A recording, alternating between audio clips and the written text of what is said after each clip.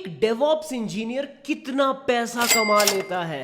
दोस्तों आज की वीडियो में जानेंगे डेवऑप्स इंजीनियर का सैलरी ब्रेकडाउन, वो भी एक फ्रेशर के लिए, एक्सपीरियंस के लिए, मिड सीनियर लेवल के लिए, हर एक सिटी के लिए जो भी एक डेवऑप्स इंजीनियर कमा सकता है वो आज की वीडियो में देखने वाले हैं। सो हेलो दोस्तों, आप सबका स्वागत है ट्रेन विद शुभम चैनल पे। और आज की वीडियो में हम लोग बात करने वाले हैं डेवऑप्स इंजीनियर की सैलरी कंपैरिजन के बारे में। पुणे, बैंगलोर, हैदराबाद, चेन्नई, गुड़गांव, ऐसी सिटीज जहां पे मोस्टली आईटी हब है, वहां की सैलरीज आज हम कंपेयर करने वाले हैं दोस्तों। तो चलिए स्टार्ट कर देते हैं विथ फ्रेशर्स। तो एक जो डेवऑप्स इंजीनियर होता है, जो fresher as a fresher join करता है, लेट्स से उसने पुणे जैसी सिटी में ज्वाइन किया। पुणे, मैं इसमें PBC आप यहाँ से रेफर कर सकते हो। जैसे अगर उसने पुणे, चेन्नई, गुड़गांव ऐसी सिटी में ज्वाइन किया जहाँ पे कॉस्ट ऑफ लिविंग बहुत ज़्यादा हाई नहीं है, फिर स्टार्टअप्स में उसको पे मिलता है 4 to 6 LPA का। ये एक बहुत अच्छा पे है आपको एज अ बिगिनर सैलरी का। यही अगर आप MNCs में बात करें, जो कॉग्निजेंट, विप्रो, TCS, इन्फोसिस, ये सारी कंपनी जनरली आपको 3.5 लाख का पैकेज देती है। भले ही रोल आपका डेवऑप्स इंजीनियर का ना हो, एसोसिएट सॉफ्टवेयर इंजीनियर डेवऑप्स ऐसे नाम से भी हो सकता है, बट आपको जो सैलरी पैकेज मिलता है वो 3.5 लाख से लेके 5 लाख तक का मिलता है MNCs में। बट अगर यही बात करें हम लोग सिटीज जैसे बैंगलोर की, हैदराबाद की, जो हाईटेक सिटीज है, जहां का कॉस्ट ऑफ लिविंग अच्छा खासा है, अच्छे खासे आईटी क्राउड है, वहीं पे बैंगलोर और हैदराबाद जैसी सिटीज में ये पैसा पहुंच जाता है 6 to 8 LPA पे। भैया ये सब कहां से आपको पता चल रहा है? ग्लासडोर, फिशबोल, एम्बिशन बॉक्स, जहां पे बहुत सारे डेवऑप्स इंजीनियर्स, सॉफ्टवेयर इंजीनियर्स अपनी सैलरी पोस्ट करते हैं। यही अगर आप MNC के बारे में कंपेयर करो तो ये भी अराउंड 6 LPA स्टार्टिंग पैकेज रहता है when it comes to a fresher job. चलिए बात कर लेते हैं कि आप फ्रेशर के आगे बढ़ चुके हो, आपने ऐसी स्किल्स ज्वाइन कर ली है, ऐसी स्किल्स अपने रेज्यूमे में डाल दी है कि आप फ्रेशर से थोड़ा ऊपर हो। बट भैया फ्रेशर के लिए कौन सी स्किल्स चाहिए?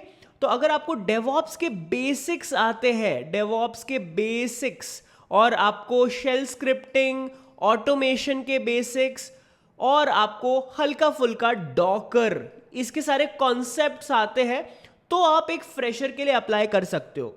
आपको मॉनिटरिंग, टेराफॉर्म, कुबरनेटिस के एडवांस कॉन्सेप्ट्स, इतना सब नहीं आना चाहिए एक फ्रेशर के लिए। फ्रेशर का जब भी इंटरव्यू होता है वो बेसिक्स ही आपके टेस्ट करते हैं।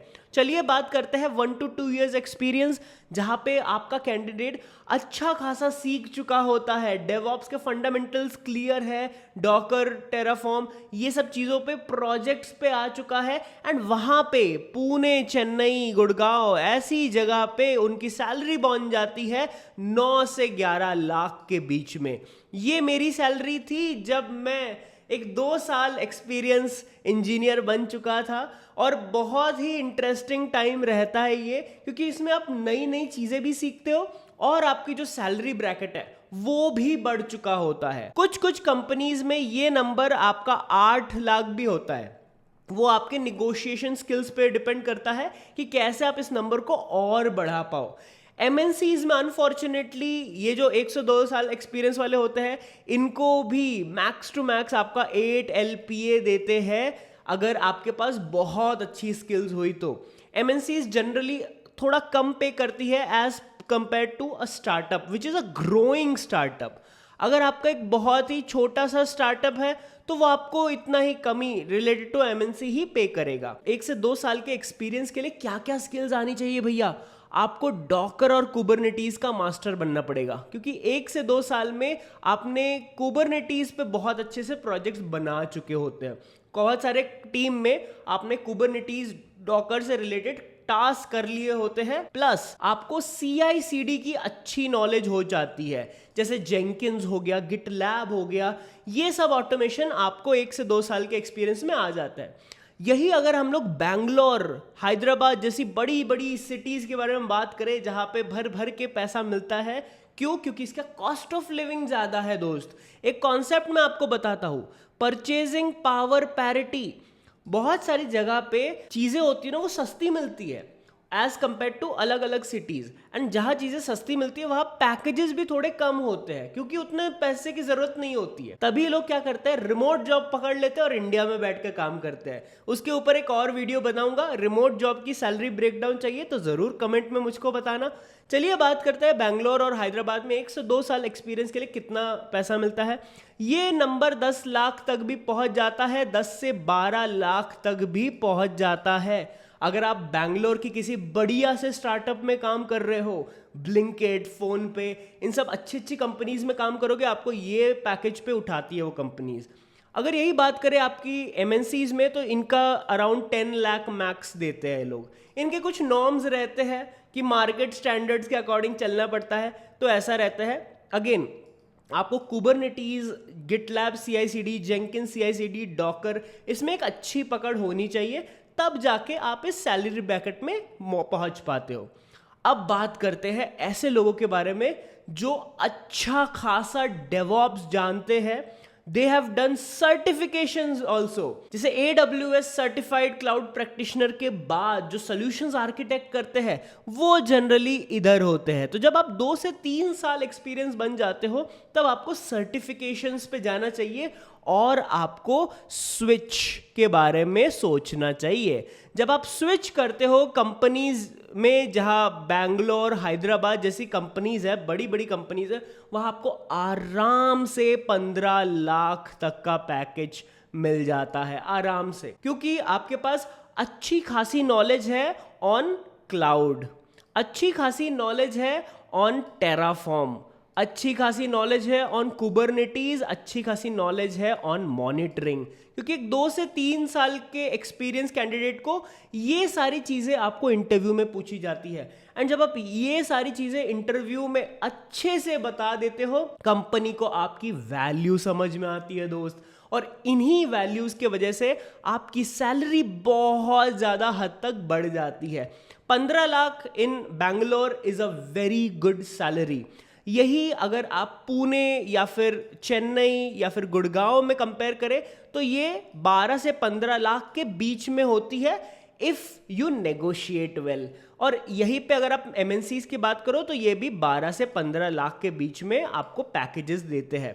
जनरली जब आप एमएनसीज में जाते हो 2 से 3 साल के एक्सपीरियंस में इन डेवऑप्स, आपका पैकेज तो अच्छा होता है बट आपको मल्टीपल प्रोजेक्ट्स में असाइन कर दिया जाता है, तो यहां पे काम थोड़ा सा हेक्टिक होने लगता है as compare to startups. Startups में आपका प्रोडक्ट अच्छे लेवल पे पहुंच चुका है, आपको नए इनोवेशंस करने होते हैं, नए आइडियाज डालने होते हैं, इसके वजह से आपको पैकेज भी बहुत अच्छा मिलता है। अब जरा बात कर लेते हैं उस पैकेज के बारे में और उस एक्सपीरियंस लेवल के बारे में जिसका आप बेसब्री से इंतजार कर रहे हो, एक 3+ years एक्सपीरियंस। मैं आपको एक एडवाइस देना चाहूंगा कि अगर आप एक 3 साल से ज्यादा एक्सपीरियंस डेवऑप्स इंजीनियर हो या फिर एक्सपीरियंस इंजीनियर हो डेवलपमेंट में एंड और डेवऑप्स में स्विच करना चाहते हो, और आपके पास डेवऑप्स की basics, automation, Docker, Kubernetes, CI/CD, cloud, Terraform, monitoring, इन सब का नॉलेज है, तो जरा आप DevSecOps भी अपने स्किल सेट में डाल लो। DevSecOps आप डालोगे, सिक्योरिटी पॉइंट ऑफ व्यू आप कंपनी को पिच इन करोगे, आपकी सैलरी आराम से 20 लाख प्लस स्विच हो जाती है। ये मैं 3+ years बता रहा हूं, मतलब आप 3 से ज्यादा, 4 years of experience, 5 years of experience भी अब जा सकते हो, और आपकी सैलरी आराम से 20 लाख के ऊपर हो जाती है, क्योंकि ये मार्केट स्टैंडर्ड है दोस्तों। अब यहाँ पे पुणे, चेन्नई, हैदराबाद, बैंगलोर, गुड़गांव, इन सब जगह पे जो बड़ी बड़ी कंपनीज होती है जो हायर कर रही है 3 से ज्यादा साल के डेवऑप्स इंजीनियर, ये बहुत अच्छी सैलरी हाइक देते हैं। तो अगर आप एक 3 से ज्यादा साल एक्सपीरियंस डेवऑप्स इंजीनियर हो और अगर हाइक के लिए सोच रहे हो, तो these are the good cities जहां पे आप कंपनीज ढूंढ सकते हो। ये वो स्किल्स है जहां पे आप ड्रिल डाउन करके खुद को अपस्किल कर सकते हो और इससे ज्यादा अच्छा पैकेज आप पा सकते हो। आई होप दोस्तों इस वीडियो से आपको एक सैलरी ब्रेकडाउन मिल गया होगा। बट भैया 3 से ज़्यादा साल वाले एक्सपीरियंस लोग ये एमएनसीज में कितना कमाते हैं? दोस्तों एमएनसीज में अगर आप 3 साल एक्सपीरियंस हो तो आपका जो ज्वाइनिंग होगी वो 15 लाख पे ही होगी, और फिर आपको ईयरली बोनस, ईयरली हाइक मिलता रहेगा। इसीलिए मैं सजेस्ट करूंगा कि जब भी आप स्विच करना, एक स्टार्टअप जो कि अच्छा खासा ग्रो हो चुका है उसमें स्विच करना। It has a lot of potential. अगर आपको यही सैलरी ब्रेकडाउन एक रिमोट इंजीनियर के लिए चाहिए तो मुझको जरूर कमेंट में रिमोट ये लिख के बताना, एंड मैं जरूर एक वीडियो आपके लिए लेके आऊंगा। सो यहां तक वीडियो में बने रहने के लिए धन्यवाद। देखते रहिए trend with Shubham channel. Thanks for watching.